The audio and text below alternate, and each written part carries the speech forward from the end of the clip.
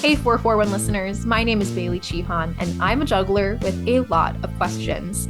The 441 is the podcast where I assemble a panel of jugglers to find answers.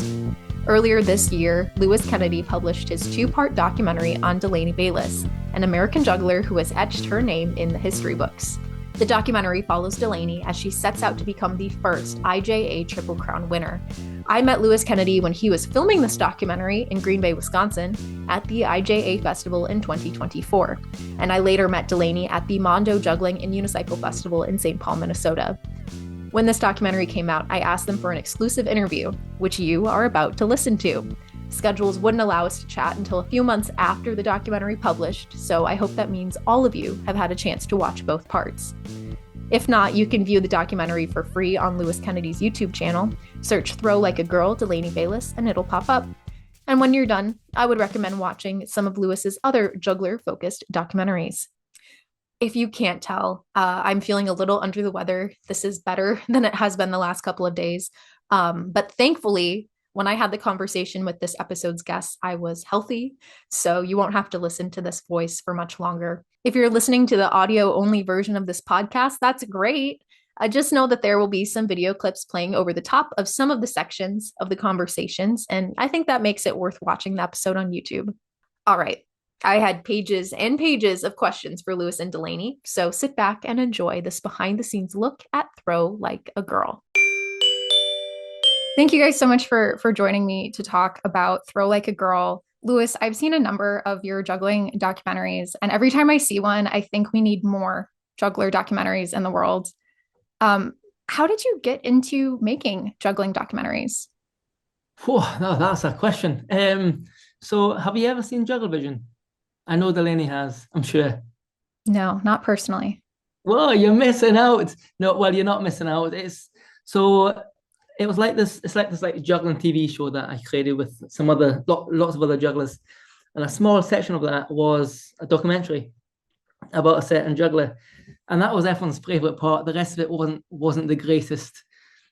So I stopped, and that was by far the most fun part for me to edit too, and also film because I got to go stay with them and meet all the people and the mums and the dads and all that malarkey.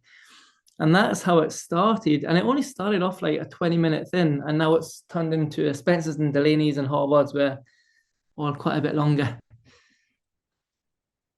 And so then how long have you been a filmmaker? How long have I been a filmmaker? I've never really classed myself as a filmmaker until Delaney's one, actually. Because the feedback I got was so, you film, what Spencer's was also very similar. It was like, you've improved with your filming and the editing, and I didn't really think too much of it with Spencer's, but with Delaney's, Delaney pushed me and she helped me a lot in how to make it better. To be honest, Delaney kind of created it. She had the whole storyline, the storyboard. She split it into two sections. She had the name, she had the ideas for the intros for both videos. And I would send stuff to Delaney and she would come back saying, I don't like this. Can we switch that? Yeah, of course we can. And everything she said was frustratingly correct, which was frustrating for me, but she was so correct. And I learned a lot from what Delaney was telling. I don't know, have you ever written stories, Delaney? Because your storytelling is incredible. I like it's one of those moments where you like have a hobby in your life and you like I grew up watching so many sports documentaries. And just like, I always kind of thought it was a little pointless. And so this was my moment to like use everything that I'd ever seen someone else do and like use it for this. And so, yeah, I mean, I did send Lewis a lot of feedback, but some things I was wrong about. I had a lot of like nitpicky things on text. And then there's like one like cut right after I compete and then me sitting. And it's like a really sharp cut. And I was like, get rid of this. I don't like this. No, I love that part. No. Exactly. He was like, trust me. It's for like, let's keep this one. And he was right. So there was a lot of back and forth. Wow. I was going to bring up that cut later. Okay, so who approached who about doing the documentary? Who do you think? Was it Delaney? No. Okay, I thought it was you. Yeah, it was definitely me, yeah. So after I did the Spencer one, um, Delaney was next on the cards. And when I saw that question that you sent me, I actually looked back at the message that I sent Delaney, and it was 2023 in August. So it was a while. It was about almost a year before I actually went to visit. And we discussed quite a bit before I actually went over we discussed a bit even before Delaney said yes. So just to make sure that it was going to be good. Yeah, for sure. I wasn't certain. I was like, ooh, I don't know. And then I like talked to Zach about it and I talked to my mom, honestly.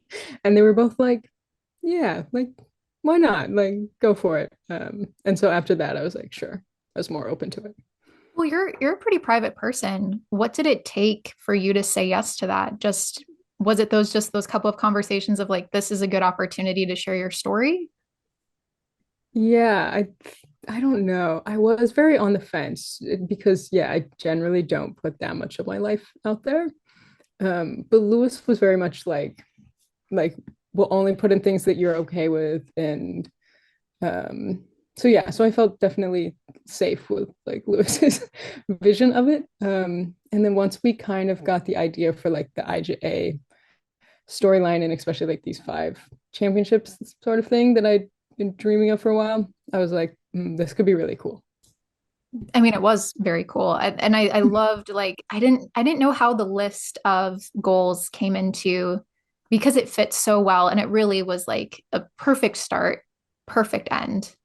So mine and Delaney's very first video call, we were discussing the storyline. And Delaney's like, oh, I'm competing at the IEJA events. And this would be a good story. Like, okay, yeah, that's a good story. But then she mentioned she's got a list that she wrote years and years and years ago, and they're all crossed off apart from one. I thought, Delaney, that is the perfect. That's made the story this to this. I'm like, why didn't you tell me this in the first place? It was And like then, an hour and a half into the call or something. yeah, I was like, what? How did you guys know each other? We'd never met, I don't think, until you came to Utah. I met you at BGC. Oh, that's true. That's true. But that was before we agreed to the documentary too, actually. Yeah, that's true. So, or after. But Spencer, and I never met Spencer beforehand either. I didn't know that either. How nervous were you, Delaney, when I came with all my bags and you drove past me at the airport? I was petrified. Like, hello, it's me. Yeah. Yeah, I didn't know how it was gonna go, you know? But then quite quickly we like found a rhythm and just like bouncing ideas off of each other. And yeah, it was really easy. But I was like, at the end of a week I get to like drop you off at Taylor's and you know, she's your problem for for a few days. Yeah. I was really curious upon the first, so I've watched it 4 times now. Upon my first watch, I know, got to prepare for this. On my first watch, I immediately was curious about the timeline, Lewis, of you arriving in the States and then going to Green Bay, Wisconsin. How long were you in Utah? So I think it was roughly about like 11, 12 days, but I was only with Delaney for it was about a week, wasn't it? Yeah, I think so. Yeah, and then I was at Taylor's house I was at Taylor's house for like 3 days, but she wasn't there for most of those days. I think I was at Taylor's for 4 because I was with her for two of them. One of them was, what's your famous 4th of July. Yes, 4th of July. And we watched the fireworks and we went to her mum's house and ate the mega and had lots of cocktails. But anyway, and then I was 2 days by myself and I got to explore a wee bit. And I met Tanner Alder too. So that was amazing. I've never met him before. And for those who are listening, we're talking about Taylor Glenn, who is in the documentary as well. I'm so rattled by Delaney being a part of the storyboard. That was not on my bingo card. So now I'm like, I have all these questions. But I'm going to try to stick to my list here. Okay, so Delaney, you have Lewis showing up like 12 days before you go to compete. Is this an added stressor in your life? Is it nice to have a peer to kind of distract you? What was that like having Lewis there filming a documentary about you as you're about to compete in this huge competition you've worked towards for 12 years? Yeah, I mean, I will say once the list of competitors came out, I kind of knew what I was dealing with. And so that kind of set my like level of anxiety. Um, and so yeah, I mean, I was a little worried about how much it was gonna alter my own training time. Um, but still, like I would train sometimes and he would just sit and edit and look at his drone and so it was okay. But yeah, I mean, I remember Zach saying like no matter what happens to the end of IJA, you're gonna end up crying, like either because you won or you lost. So I was like, well, either way, it's gonna be an interesting documentary. Yeah. I love how Zach is setting up your expectations of like, you are going to be emotionally vulnerable regardless of what happens. Just be ready for that. Yeah, I didn't appreciate that, but I knew he was right. Well, and I think if you're going to have anybody in the world with you during a stressful event, for those who have not met Lewis, Lewis has this infectious, positive personality. Um, Lewis, you'd be on my list of people to have with me during something stressful. Much appreciated. I don't know, Delaney, that I think I probably added quite a bit more than you would have done if I wasn't there. What do you think? Um, yeah, I mean, there was definitely some added stress. Like I knew, like when you left after the end of the week, I was like, I was just mostly exhausted from filming so much and just like being so excited about so many different ideas. But then like I really needed a break before we went to Yeah. IJA and then I had this stressful week. So you didn't climb the mountain and then go to Green Bay like we saw in the film. Yeah. The plane just swooped in and took me from there. Well, I loved that it started in Utah though, because we got to see not only like you at home with your family, and I have to ask, this is an unwritten rule of journalism. What is your dog's name? Lyra. Lyra. We got to see your family, your parents. We got to see Lyra, and then we got to see all these details that I didn't realize I wanted to see, like the light in the juggling room tipped slightly, and you moving items for Mm. different reps of tricks. And then your favorite noises. I like, was that planned or was that just a natural thing that happened when you're filming? I think it was planned. I was like, Lewis, we're gonna do a little tour of the juggling studio. We're gonna look at my trophies. Yeah, I kind of knew what I wanted, and like I've just spent so many years in that room, and so like I know every corner of it. And yeah, I was just like, this will be interesting. Do you think you've spent more time in that room than your bedroom? No, Okay. probably not, but it's probably closer than it should be. And I'll say my parents, oh, they recently remodeled the room, and so now it has like a wood floor and the lights back, and oh, I'm really sad about it. But I don't live there, so it's okay. I have to let go. Mhm. Did your mom find out about the busted TV through the documentary, or did you tell her before? Actually, we were at IJA, and she'd found out that I was like Taylor Glenn had a podcast, and I'd never told her that I was on it. And so she was like, "Why didn't you tell me about this?" And I was like, "Oh, because I kind of mentioned something that I didn't want you to know." And so my mom was worried it was gonna be something like dramatic, and like she really didn't want to know. And I was like, "Well, I broke the TV again." And she's like, "I do not care. That's totally fine." Keyword again. Yeah. It was much less dramatic this time than the first, but yeah.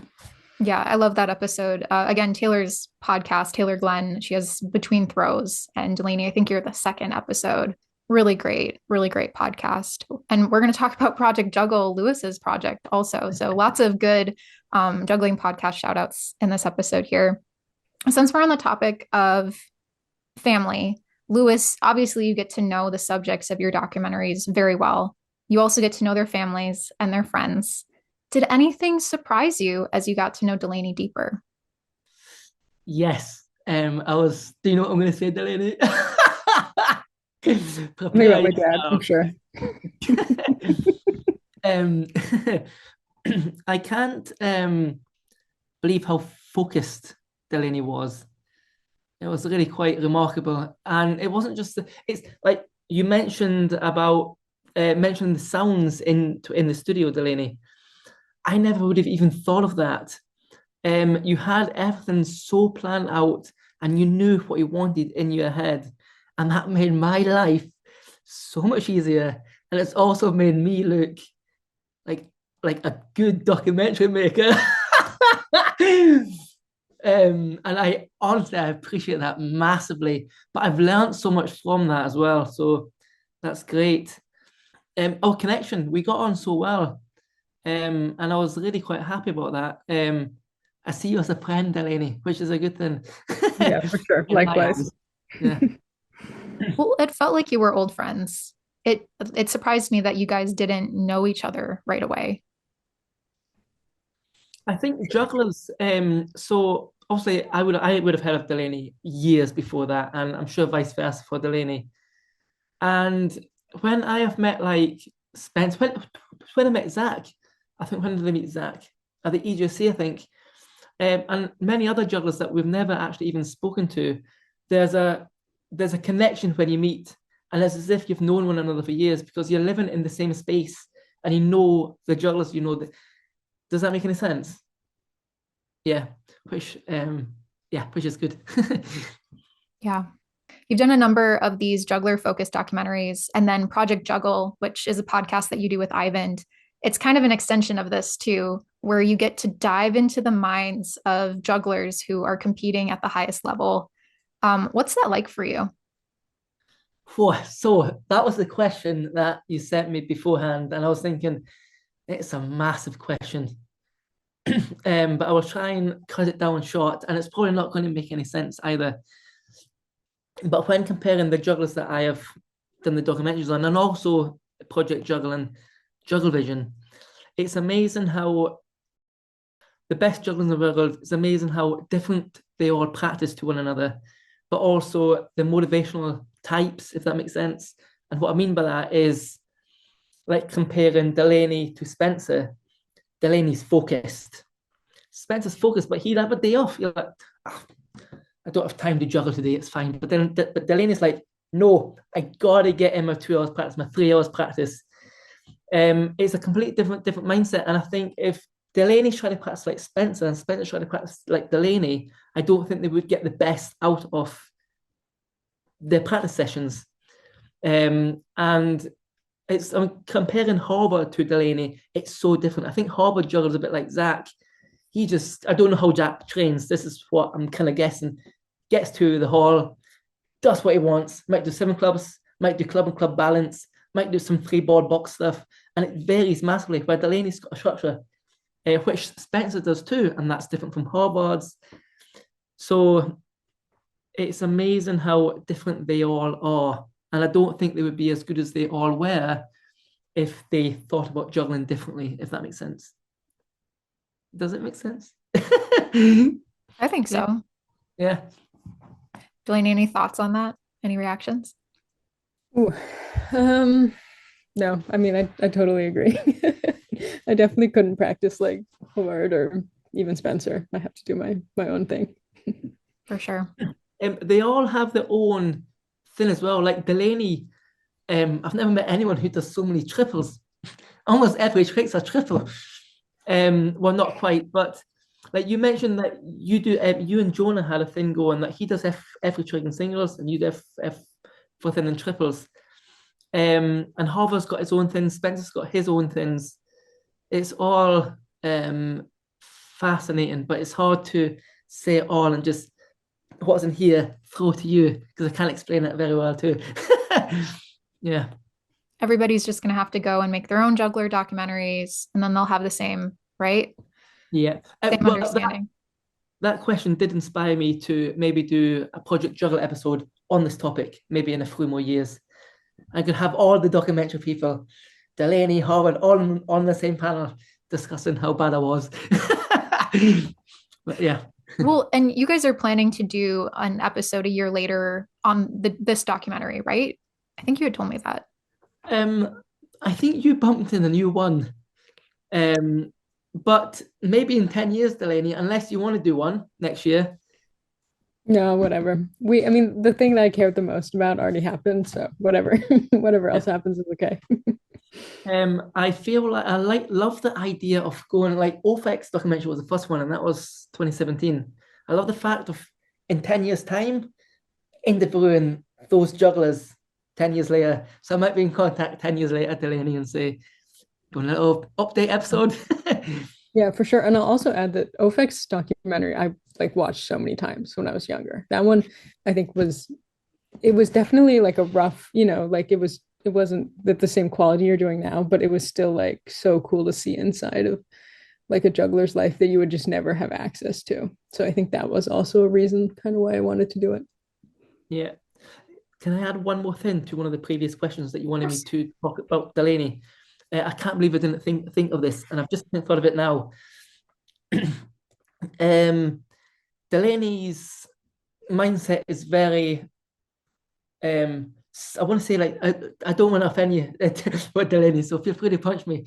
I still owe you money too, so I'm going to give you that. I promise. I promise. It's very sporty. You're achieving towards a goal, and you're going to win the championship. Where Harvard isn't like that at all. Spencer's not like that. He's like, oh, if I don't win, well, it doesn't really matter. But Delaney's like, I want to win. I'm going to win, and that is maybe that's the biggest difference I've ever seen from Delaney to the other people. Ofek was very similar to that though. He wants to be the best. Yeah. Well, and we heard that throughout the documentary too. There's a line from your mom, Jean Delaney, who's recalling a moment where you asked her, "Don't you want to be the best in the world at something?"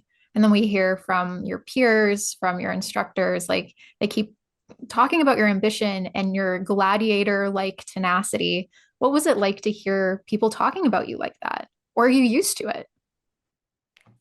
Yeah, I don't particularly remember saying exactly that to my mom, but I'm sure I said something like that at one point when she was like, "Why are you juggling for hours on end in my house?" Um, but yeah, I mean, I think I've never had it reflected back to me so like specifically and contained. Um, but yeah, I'm aware that I am like that, and maybe sometimes I rub people the wrong way because of my competitiveness.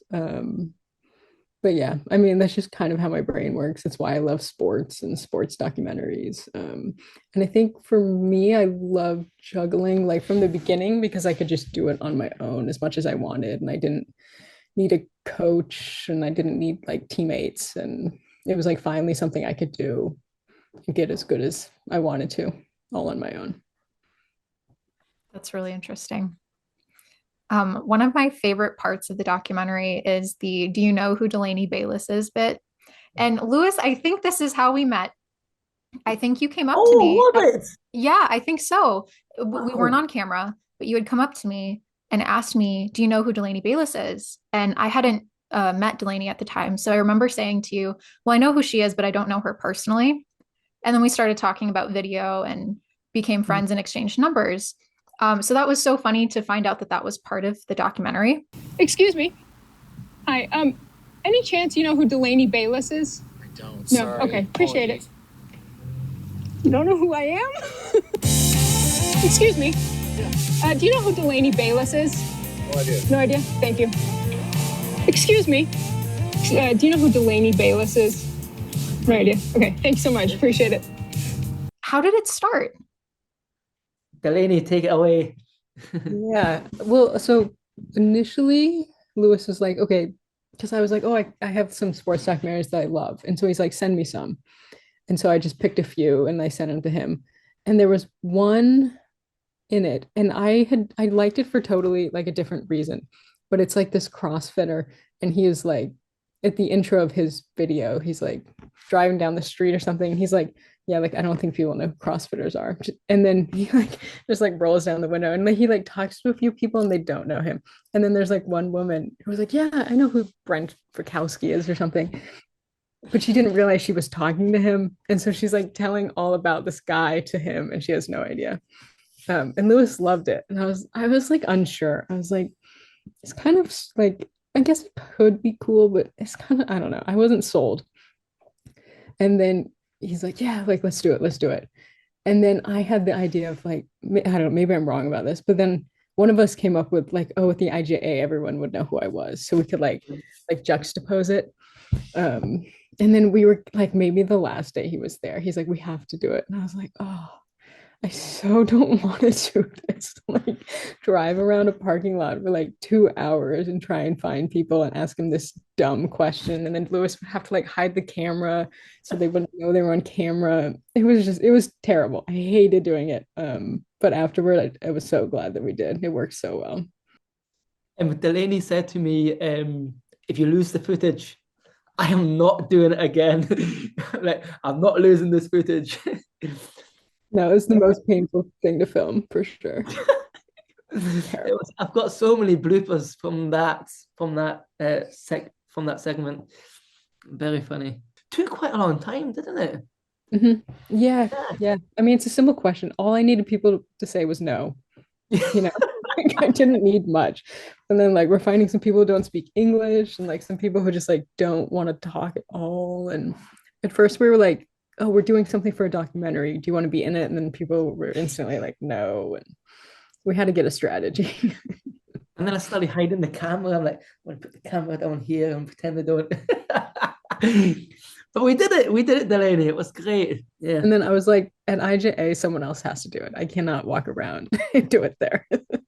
Do you know who Delaney Bayles is? Yes, Do you know who Delaney Bayles is? I do. Yes, Do you know who Delaney Bayles is? I do. She's a really great juggler. I've talked to her a lot. She's an amazing person. Do you know who Delaney Bayles is? Yes, I do. One of the best jugglers in the world. That was your idea, Delaney. Literally, all of the cool little parts within these two documentaries were kind of Delaney's idea. So I don't want to take too much credit, but please think I'm awesome. Oh, I've done a number of these man on the street interviews for my job, and I hate them so much. And that's when I have like an important question to ask people, or not as important. I had to do one about gas prices, and I had to ask people why they choose the gas station that they go to. It was terrible. I hated it. Well, another thing that struck me in part one is, Delaney, you're competing at the World Juggling Federation's competitions, you're competing at the International Jugglers Association's competitions, but you didn't take the stage at your high school talent show? What's up with that? Did people point out the irony to you that like you're not only competing, but you are winning in these competitions, but you didn't want to take the stage? I think maybe the sadder, the funnier part is I didn't really tell anyone at school I juggled. So it wouldn't really, like, they'd have so many more surprises coming their way than just me not doing a talent show. Yeah, I think maybe I had one friend who kind of knew, and maybe one who like I like briefly mentioned once, but it just I didn't think it was cool, and I really didn't want to stand out in school. I was just like a high schooler who like went in, did my schoolwork, went home. Like they were very separate things to me. And I would even have friends be like, "Do you want to hang out on the weekend?" And I'd be like, "No, like I know what I want to do." Yeah, it wasn't great for my social life in school, but yeah. And then like, like for someone who didn't want attention, then like going and doing a high school talent show was like the absolute opposite of what I wanted. Okay, with that explanation, it makes sense. You're Batman, you have this secret life, you're undercover as a regular high school student by day, and then on the weekends, you're juggler extraordinaire. Amazing, amazing. Sure. We also see early in the documentary that you're extremely dedicated to both juggling and your academics. We get to see your EMT certification. And I know from an interview that you did with David Kane for eJuggle that you recently graduated with a bachelor's degree in health and kinesiology. And I'm super interested in how you've balanced these passions throughout the years. When did you decide that you wanted to pursue a career as a juggler and go to circus school? Yeah, it definitely sort of happened by accident, but I think sometimes like, I don't know, like what you want, and then even though you try and do something else, like the world's like, nope, do what you're good at. But after high school, I did this like youth circus in Vermont for a summer, Circus Marcus. And it was like the first time I'd done circus and not just like gone to a juggling festival. And like I love juggling festivals, but they're just so sporadic, and it's like a weekend. So it was like finally like for a summer I could be around people who like maybe didn't juggle, but like did like a similar thing and like at least understood why I would want to juggle. And so I really loved that. And then I went to college for a year, and I just wasn't studying something I cared about. And yeah, anyway, so then I left and I went to circus school because my coach at the time was working there. And so I was like, all right, like apparently this is what I want to be doing. Which yeah, definitely a big life switch. And then from there, like my mom really always cared about me getting a degree. And so I really appreciate that because obviously I probably wouldn't have done it unless she really pushed me. So yeah, like after COVID, I'd finished circus school and I did a lot of like back and forth between like my two identities. And really, when I was in one, like no one knew about the other one. So like I'd go and live in Switzerland for 6 months and do a circus contract, and then I'd come back and I was like a physical therapist technician, and then I was like a medical assistant, and then I worked at a cafe, and then I also worked at like a car company. And like between this, I was like in Finland, and like, I joke with my mom, I'm like on stage at Cirque du Dama, like this really big circus festival, and then the next week I'm like back home, like scrubbing grease off the floor. So for me, like I don't really care what I'm doing. I just want to be busy and like pursuing something. And so yeah, it's been a whole roller coaster. That's insane. I'm sorry. That's just such a crazy, like, for the people who are in your life who know about everything that you're into, whether that's health, whether that's circus, do they also think it's crazy that you have these two separate lives? I probably, I think it's impressive the amount of things I've done, maybe. Objectively, yes. But yeah, I mean, it is a little sad because now I pretty much have two groups of friends that people fall in, like juggling or circus, and like the middle, it's kind of both. And so yeah, there's probably just like more acquaintances or like coworkers that would have had no idea. But I did do a job interview once, and the guy like Googled his applicants before, and then he found out. And so then I was like, oh, well, I can't hide this. That's the other Delaney Bayles. That is my identical twin. Exactly. I've definitely had like benefits for being a woman in juggling, and I've definitely had like drawbacks. Like I've not gotten jobs and been told it's because I'm a woman, and I've certainly had more attention and more opportunities in some areas because I'm a woman, and I think often people just want to talk about like one of those. But for me, it's like, it will, like, no matter what I do in my career, like, people always talk about me being a woman. Like, regardless of what I do, people will always talk about that. And that's just something that's kind of, like, external. It's always been added onto it. I love this part. I love the whole section in part one about being a woman and juggling. And I appreciated hearing your perspective on this because obviously it's, like you said, it's something that's been put on you. But I immediately thought of the title of the documentary, which is Throw Like a Girl. Lewis, did you guys talk about the title? How was it decided on? I'm not needed. Delaney created the whole documentary, okay? I pressed the buttons and I pressed the camera to record. Even telling the story throughout the documentary, she had it all planned, and I genuinely mean that. So Delaney came up with the title.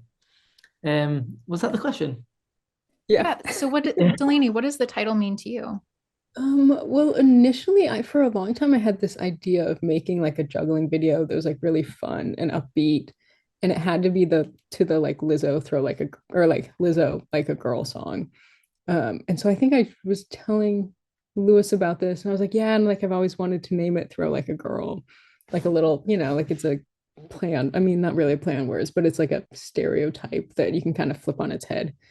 And so I think we talked for a little bit about it just being like the last video or being the whole thing. And I think the name was just too good not to use for the whole thing. But I'll also say, like, yeah, I did have like a lot of ideas and things that I'd been thinking about for a long time. But Lewis was like really the perfect person who was like so receptive of like, yeah, like, okay, I'll take this. And then he always made it a little bit better. And yeah, I definitely never, like, I never told him I in like an idea and was worried about him being like no, we're like shutting it down. So he really just took everything, and then yeah, it was super They were nice. all good. They were all good ideas, though, Delaney. I'm like, oh, this is going to make the documentary the best. I'm going to look amazing. Like, yes. Yeah, Delaney needs a producer credit, I think. Oh, Executive massive. producer, yep. um, Kind of going on the thread about the Lizzo song, I wondered if that had been planned. I mean, it had to have been, right? Same thing with the trip to the mountains. How did you guys storyboard that out? How did those conversations go? Well, I'll start on this one. Yeah, like I love like the training montage in the Rocky video, or like the Rocky movie, of like him running down the streets in Philly and running up the stairs of the museum. And so I kind of wanted something like that. And I'd been running a lot that summer, so I'm like, Lewis, film me running. Um, and then he had this genius idea for the joggling. And I honestly think most people skip over this moment of like me joggling with 3 clubs, 5 clubs, 7 clubs, because that was so hard to film. And like the editing is really good. And it's like 2 seconds, but yeah, I love that part. Um, and I'd always, like back at school when I was making this act, I'd always kind of envisioned doing it in the mountains, just like as an artistic choice.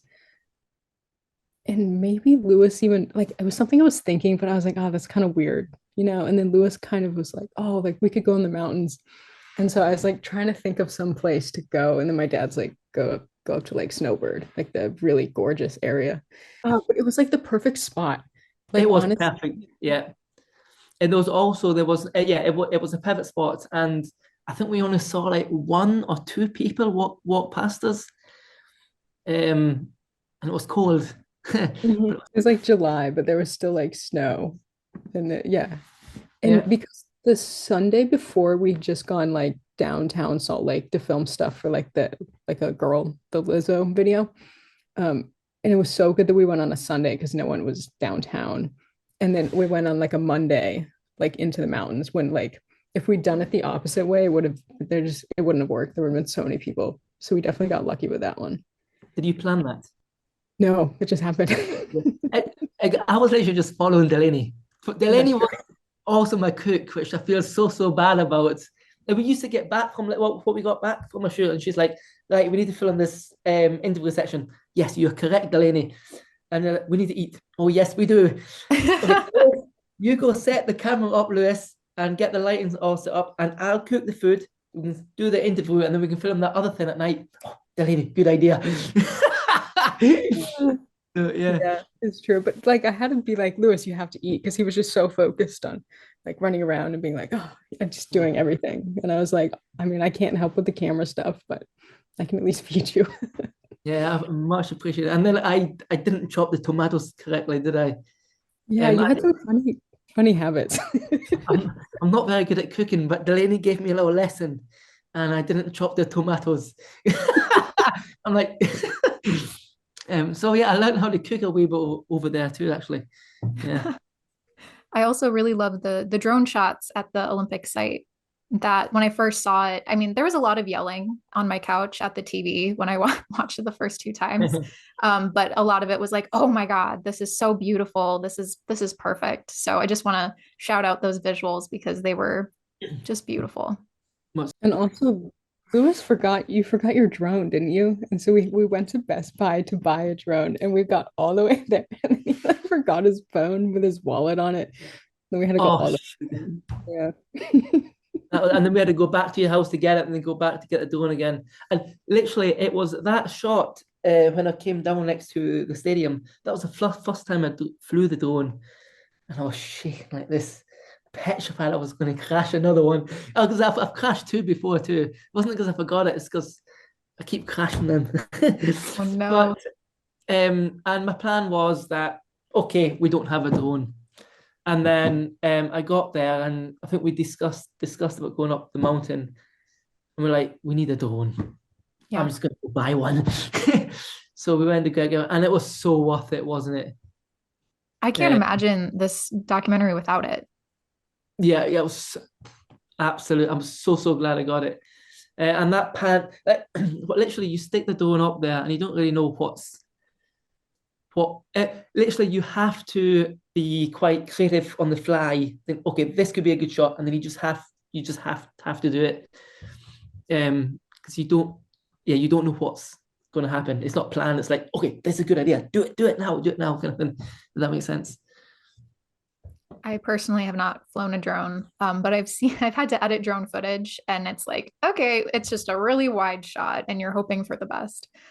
The drone stuff, it does. You have to. Drone stuff is a nightmare.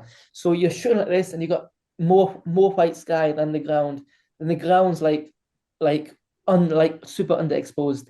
Down, and then it's too bright, and so you have to get it just right, and it's an absolute faff. And you won't believe how much I've spent more time editing the drone shots than anything else I've ever edited before. Absolute faff, but it makes it look so crisp and clean and awesome that I just did it anyway. Yeah. Well, and how much time, if you had to put a number on it, did you spend editing this documentary? Oh, crikey.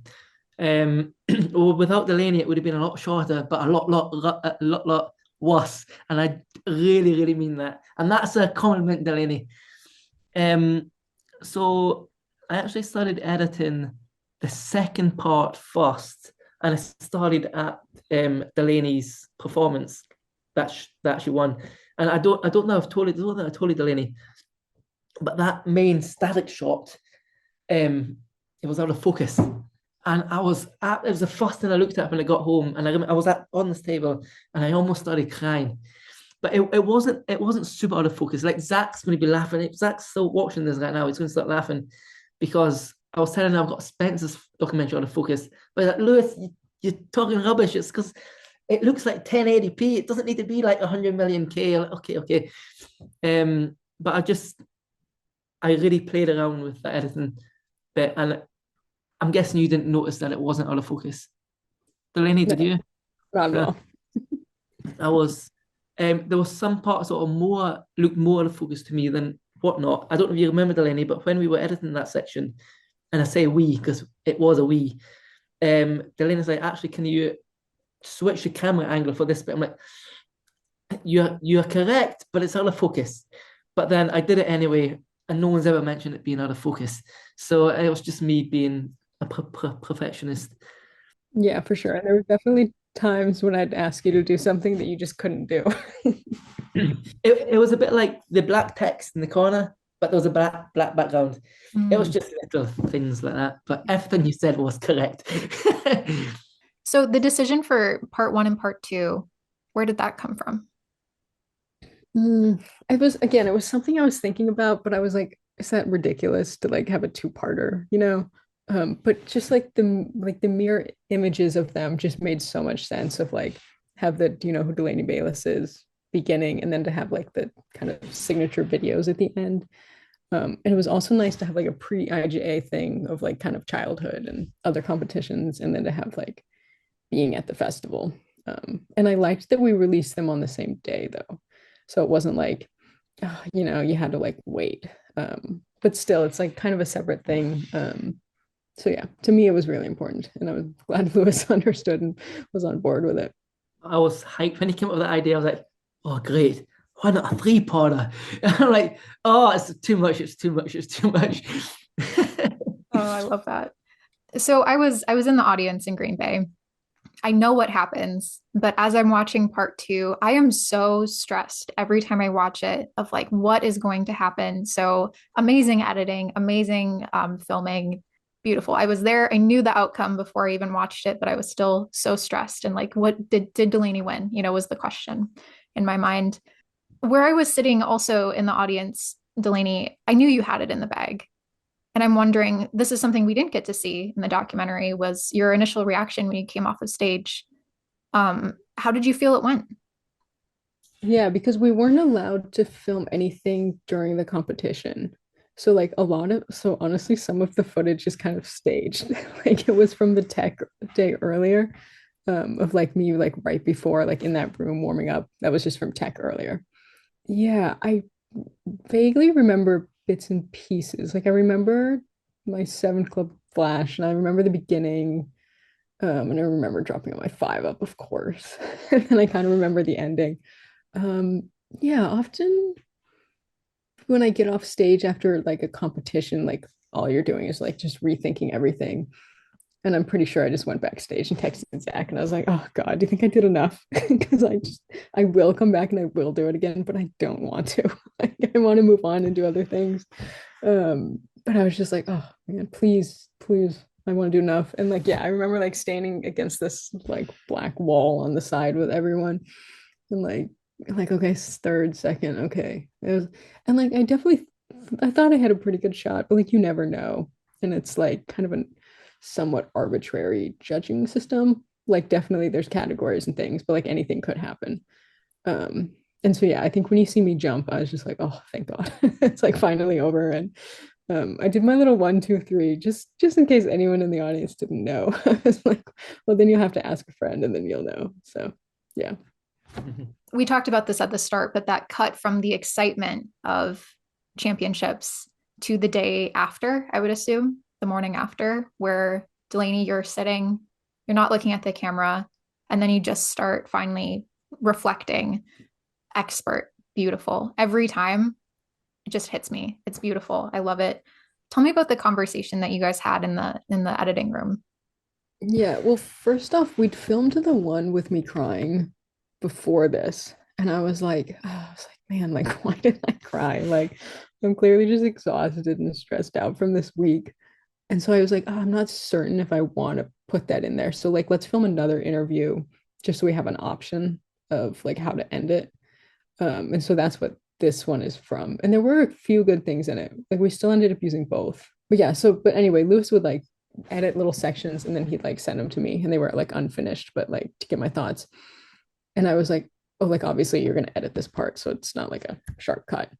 And then he was like, no, like actually it's like something they do in movies or something. I'm like, all right, I'll like trust you. And now it really is like one of my favorite parts of it all. I was so happy you allowed me to stick that bit in. I don't know what movie it was, and it was like probably like Power Rangers or something. But it was a hard cut. I was like, whoa, that was mega. I was like, oh, really, really, really, really, really. Because it actually happened accidentally. I just dragged that clip in, and oh, it's perfect without putting any music over the background. Because I think I did put music. Yeah. Anyway, that doesn't matter. Yeah. So thank you for letting me stick that bit in. Yeah, for sure. And I'll also say it really like is what kind of competing or like performing feels like. Like you have this big moment and then all of a sudden you're like alone off stage afterwards. So like not only does this fit in the documentary, that's just kind of how you feel anyway. So we filmed the first bit where he started crying, and then the bit afterwards. And I really wanted to put the crying bit in, but you wanted to film it again. Like, oh yeah, perfectly fine, perfectly fine. But in my head, I was like, I hope she doesn't say anything too good because I really want to put the crying bit in, just to add that emotion. And I had some music that I could play in the background to make it feel mega. And then when I edited it and sent you it, I was expecting to get a reply from you saying, I do not want this bit in. Can we use the other take? But you never came back. So I was like, oh, thank God for that. Yeah, I think it's one of those times when you just have to be like, it's okay that people see me in like a not perfect situation. And like, yeah, it does show that I really care. And yeah, I just knew what made it better, so I had to let it go. Yeah, and what you say too it's really stuck with me, and I think it probably is stuck with other performers or athletes who have watched it too. And it's when you're expressing your frustration with not being able to show the best version of yourself on stage. How do you grapple with that? Yeah, I mean, like it's part of our discipline. Like I look at other circus disciplines, like even in my show here, and I'm like, man, it'd be so nice just to be perfect every night. Or like even if you mess up, like the audience can't tell. But honestly, I think in some ways I wouldn't be drawn to a discipline like that. Like I enjoy like the wins and losses I have every day. And like certainly in a show that's just like you do 8 shows a week, like tomorrow will always be better, or like I did great today, but who knows how tomorrow. But like a competition that's a one-off, like yeah, some of these things stick with me, I think more than they should. And sometimes it's easy to be like, oh, like I won, like that is, and just like glance over how it went. But there is one comment, I'd have to pull it up on the documentary, and it does say like, oh, it's like kind of sad to see her upset, but like that is like why she is who she is. And I think that's true. Like ultimately, like I do care, I think more than most people. And I wouldn't like, even though sometimes I drive myself crazy, like I wouldn't lose that because it has gotten me here. Absolutely. Um, you also talk about how difficult it was to switch from being known as a technical juggler to, in quotes, loosely an artist. And Delaney, I'm gonna let you know, I yelled at my TV the first time I watched that part, and I went, Delaney, you are an artist. Stop it. So I'm curious, like, when did you start feeling like an artist? Ooh, I'll let you know. I mean, it's another thing like it's circ they call anyone who's on stage is an artist. Like that's just like the generic title that we have as performers. So like I have no problem when I'm called an artist like that. I just think that there's something I've never had. And like sometimes it takes a lot of effort for me to like be motivated to go make an act. Like I just want to train. Like anything else I do is getting in the way of like me just being an athlete and being in a room all by myself and like headphones on and doing my thing. But yeah, like I know I'm an artist. It's probably just an insecurity or like I don't want to be like someone who's like all in my feelings and like, you know, I think it's probably more something with the terminology that I have a problem with. But yeah, I don't know. It's nice to hear from the outside that I appear to be an artist. But maybe on the inside I still have kind of a conflict. But it's not something I'm like worried about. It's just kind of what it is. Sure. Tell me about the mountains. We obviously got to see you in the mountains. We hear it kind of come up throughout when we're talking about the act that you performed with. What did the mountains mean to you? Yeah, I mean, I grew up in Salt Lake, and so there's obviously we have the best mountains. I'll let anyone know that. But yeah, I mean, it's just like such a staple of where I grew up, and like, yeah, I mean, there's just like a certain freedom, and like, they're so epic, and they're just kind of the background of like anything you do in Utah. Um, yeah, I don't know. There's something like super, just like powerful about the movement, and yeah, I remember telling my coach that I because she was like trying to pull something out of me artistically. And I was like, mountains, like I'm doing it in the mountains. I definitely drew a little photo of me juggling in the mountains like years before. So even yeah, there was just again so many things about the documentary that just felt like a completion of something that I'd been working on from years before. And like, yeah, like I guess I did do a lot of the storyline, but it was all just kind of already there. You know, like it wasn't like I'm like amazing at like storyboarding. It was just kind of my life. And I remember telling Lewis, I was like, I just wanted to feel like me. Like I want all of the parts to be me and not just like you come in and you like look at my life and you make something. But for me, it really worked because I just like took what was already there and just kind of gave it to Lewis and then he perfectly edited it. And then there we go. Delaney, do you have a new list of goals that you're working towards? Ooh, I think Lewis asked me this, and you'll notice it didn't make it in the to the documentary because I wouldn't give him an answer. Like I was so vague. I was like you'll know when it happens, you know. But like at the time, like I my two big goals were to compete at Cirque du Doma, this big circus festival in France. And then I also wanted to work for Cirque du Soleil. And so like here I am a year and a half later and yeah, I've done both of those, which is great. It's great to check things off. I would say probably a lot of my goals now are more like technical and like technique based. And so that's cool because that feels like very in my control versus some of the other things I wanted to do were much more like external and I had to have someone else say yes in order for me to achieve my goal. But yeah, probably more technical. So that's exciting for me now. Lewis, who's next? Well, is it going to be a next? I'm very driven for Project Juggle, in all honesty, because there's so many good ideas and so many stories. I'll never be able to create anything better than Delaney's because of Delaney.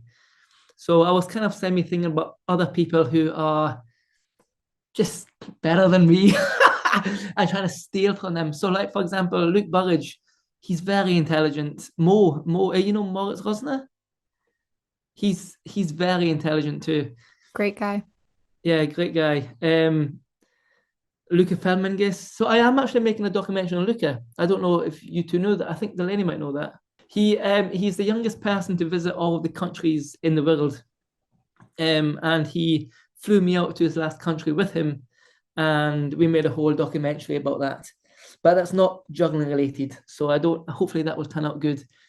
But yeah, I don't know. It's just it's a lot of effort. It's a lot of money. It's a lot of time, and I feel all the documentaries I've done them accidentally on people who are very intelligent and very up for it as well. Like, I'm just a one man guy who then uses people like Delaney and Ofek and Tom and Harvard. Let me stay at their houses, look after me. I'm so bad at traveling too, Bailey. So bad. I need them to pick me up at the airport, tell me how to do all of these things. Yeah, I've just been lucky. So I don't know if it's going to be another one, but maybe not. I don't know. Yeah, I'll say I want one on Bo, like getting to train with Bo all the time now and see him do his crazy stuff and just his like I think I'm driven, but like Bo's a whole different kind of obsessed.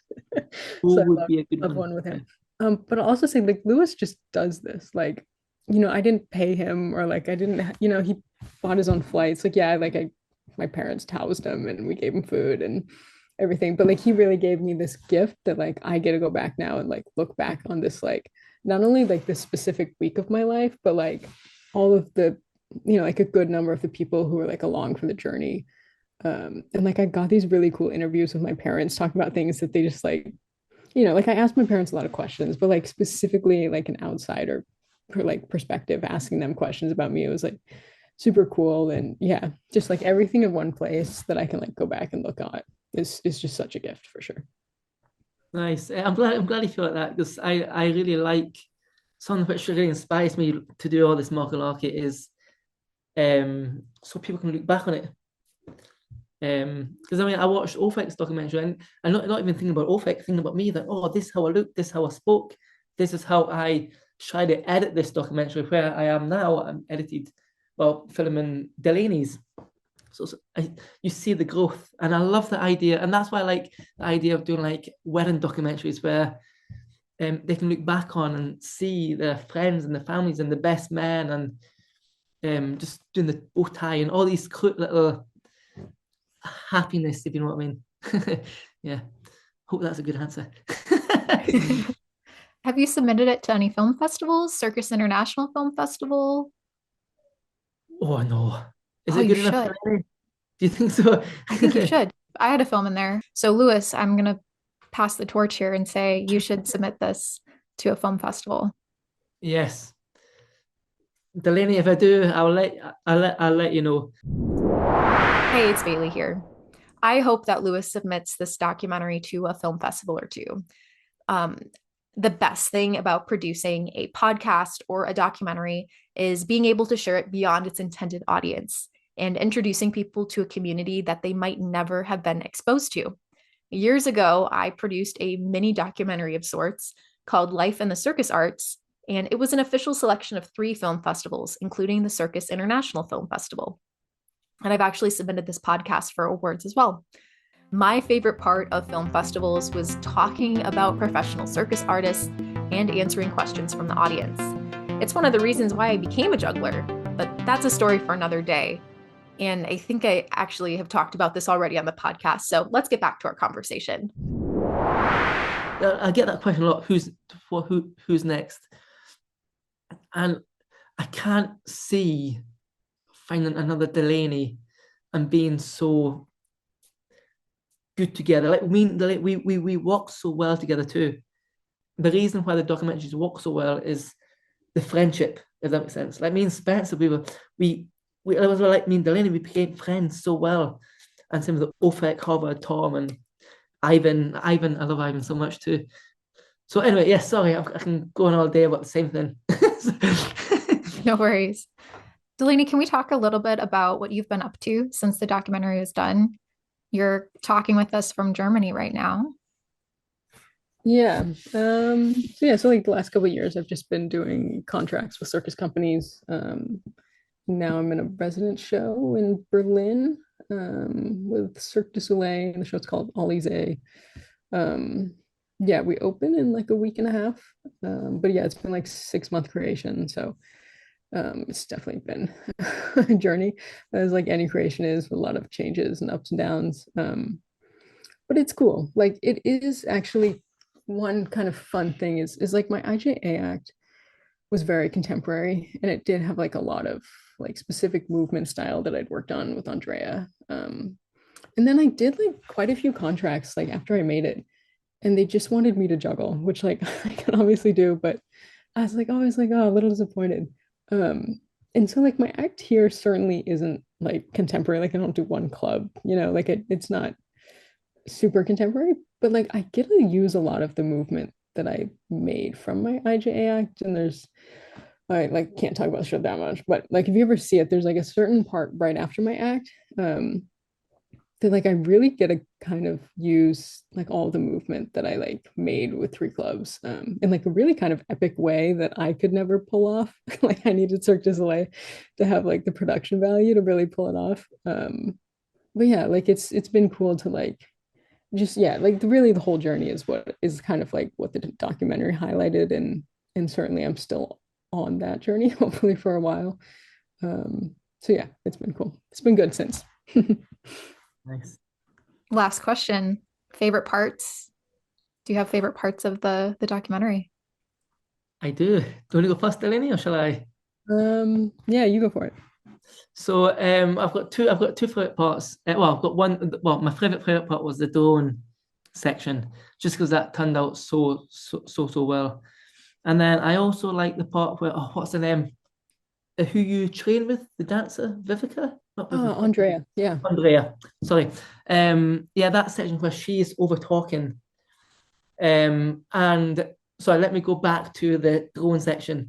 So when Delaney is walking up the mountain, so Delaney gave me the song All in the Moment, and it was like the best song ever, perfect for that whole idea about just about to go and compete and win. That whole little section where Delaney's like, I won the Flamingo Award, but there's more. Boom! And then it goes into the scene, and then she starts talking about the Doug Sayers, and then it just kicks off. And I love the way that makes me feel, and that motivates me to juggle. Yeah. Yeah, for sure. There's a lot of things that I really love. Like I love my dad saying, "Oh, we had to keep her off the streets," and that's why we let her juggle in the house. Yeah, like both of the videos, like the ending videos, I really love a lot. And I remember like I for the throw like or like the Like a Girl with the Lizzo song, I kept being like, "Oh, Lewis, it needs to be more epic. It needs to be more epic. We need more. We need more." Yeah, like the photos at the ends with all my friends. And yeah, also the Andrea one. It was like my graduation speech from school. It was like during COVID, so it was like online. And so it was like a really weird time of like I'm finishing school and yet, but like yeah, we had like some really nice connection, and she was such a great teacher. And so like I always had this speech, and so I was like, oh, we need to stick it in, and it'd be a cool like hype moment for the act. Yeah, I would say those, and obviously the joggling. You got to go look for the joggling. Yeah, of course, of course. Yeah. But I remember specifically when I think you did 3 and 5, and then we went back to 5 and 3 again. But when you got the 7, you did it, and you looked at me. Did we get it? Yeah, I think so. I think so. I think so. So that's gonna be it. That's gonna be it. Okay, do 5 again, because it was sunset too. So if we didn't get it done fast enough, the sun would have looked different. So she then had to do 5, and then the 3 was the easy part, obviously. It's like 7 clubs at like, like sunset, so it's dark. It's like my old crappy clubs that don't care about dropping outside, like no warm up. And I'm just like, how am I supposed to do this? And then we got it, and I was like, go. So, yeah. I lied. That wasn't the last question. So I'm curious, like, what was it like watching the documentary back and then also getting the public reception? How was that? Yeah, I mean, again, just because I'm a private person and I have like some weird thoughts on like social media and stuff, I was a little like, wow, like I'm putting out this propaganda video about like how great I am. And like, I was just like, I felt a little weird about it. And like people watching this. But then I just had to get over it. I had to be like, it's beautiful. Like, I know it's really good. Like, I know people will enjoy seeing it. And for like a whole year, my dad had been like, when is it coming out? He's like, I need to see me in it. He just was so excited to be the star. So I was like, okay, like it's coming. But yeah, it was cool. It was like cool hearing from like friends and family, and like my parents watched it and then they rewatched it. Yeah, I mean it was super cool. And yeah, like really I just heard a lot of good things. And yeah, I mean I hope it's cool for other people who like want to compete in juggling and IJA to like look at it as well. Um, yeah. And I'll say, like, I since it got released, I've gotten a girlfriend and she like found it on her own and she like watched it and she was like, is this creepy or cute that I'm watching this? And I was like, maybe both. But yeah, but like even for her, it's like a nice glimpse into who I was like a year ago and like this huge part of my life. So yeah, really good things. So I don't think I've actually watched it all the way through from start to finish, actually, which I should do, shouldn't I? I'm sure I will when I get a bit older.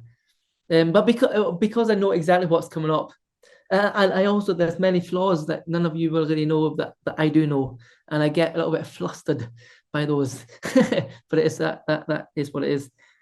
People's reactions were epic because Delaney made it epic. But your storyline, Lewis, your filming, your edit, your questions, the questions you asked Delaney were perfect. I hardly ever had any questions. She just said it all. Everything was absolutely.